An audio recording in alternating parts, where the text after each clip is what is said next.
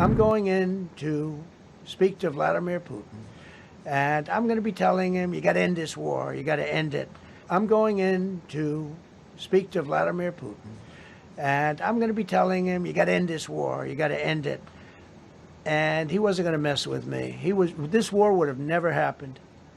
You know, we had a discussion about it one time, and we never had that discussion again. Would have never happened.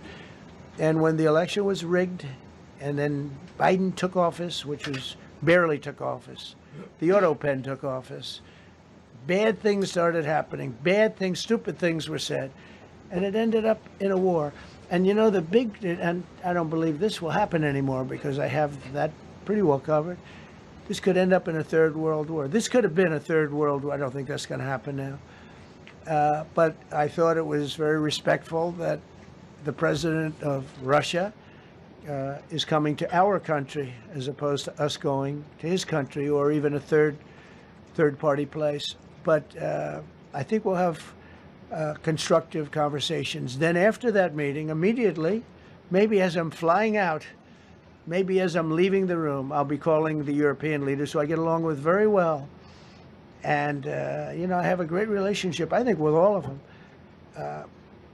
And I get along with Zelensky, but, you know, I disagree with what he's done. Very, very severely disagree. This is a war that should have never happened, wouldn't have happened.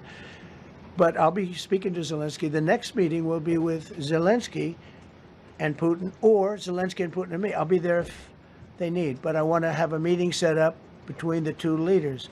I was a little bothered by the fact that Zelensky was saying, well, I have to get constitutional approval. I mean, he's got approval to go into war and kill everybody, but he needs approval to do a land swap because there'll be some land swapping going on. I know that through Russia and through conversations with everybody to the good, for the good of Ukraine.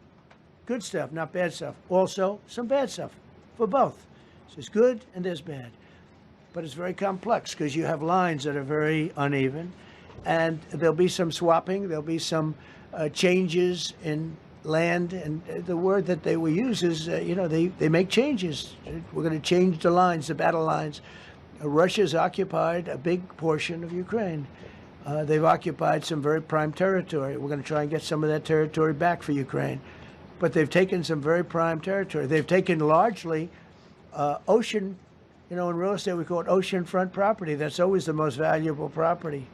If you're in a lake, a river, or an ocean, it's always the best property. Well, Ukraine, a lot of people don't know that Ukraine was largely 1,000 miles of ocean. That's gone. Other than one small area, Odessa, it's a small area. There's just a little bit of water left. So I'm going to go and see the parameters. Now, I may leave and say, good luck.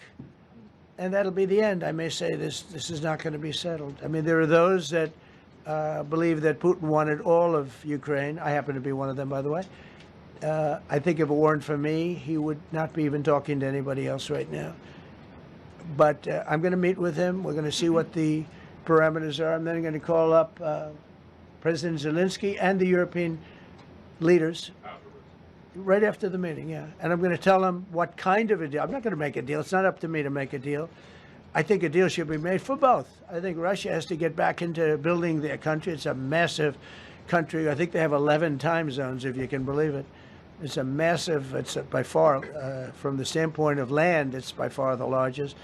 They have tremendous potential in Russia to do well. They're not doing well. Their economy is not doing well right now because it's been very well disturbed by this. It doesn't help when the President of the United States tells their largest or second largest oil buyer that we're putting a 50% tariff on you if you buy oil from Russia. That was a big blow.